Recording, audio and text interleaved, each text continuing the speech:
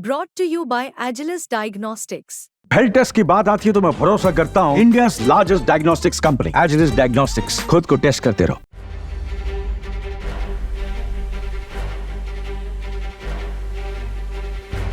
पिछले 10 साल में 2 बार दिल्ली विधानसभा चुनाव हो चुके हैं। दोनों चुनाव में आम आदमी पार्टी का दमदार प्रदर्शन रहा है। आप सुप्रीमो अरविंद केजरीवाल लगातार 2 बार दिल्ली का किला फतह करने में कामयाब रहे हैं और अब 2025 का विधानसभा चुनाव काफी नजदीक आ चुका है, जिसके लिए एक बार फिर पार्टी सक्रिय हो गई है।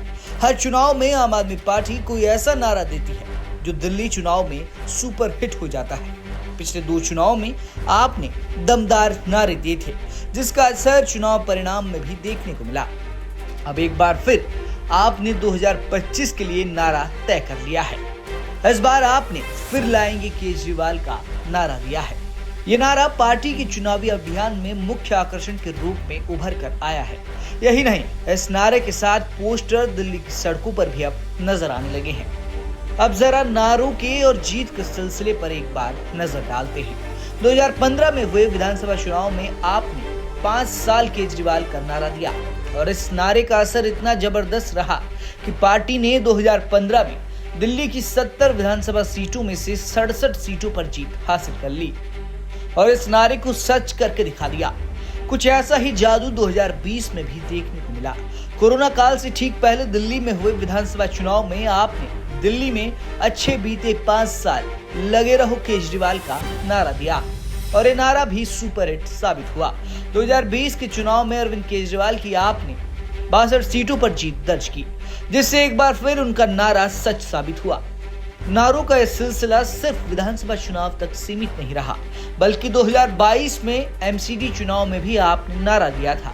निगम चुनाव में एमसीडी में भी केजरीवाल जैसे नारों के साथ आपने दमदार प्रदर्शन किया और नगर निगम चुनाव में भी जीत हासिल कर ली।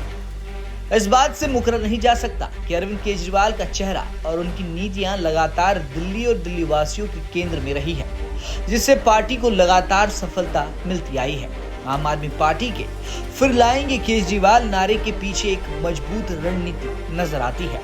इस नारे के माध्यम से पार्टी दिल्ली में अरविंद केजरीवाल के प्रति सहानुभूति की लहर बनाना चाहती है, ताकि आगामी विधानसभा चुनाव में इसका फायदा उठाया जा सके। जेल से बाहर आने के बाद अरविंद केजरीवाल ने मुख्यमंत्री पद से इस्तीफा दे दिया और स्पष्ट कर दिया कि जब तक वह अगला चुनाव नहीं जीत जाते तब तक मुख्यमंत्री पद नहीं संभालेंगे।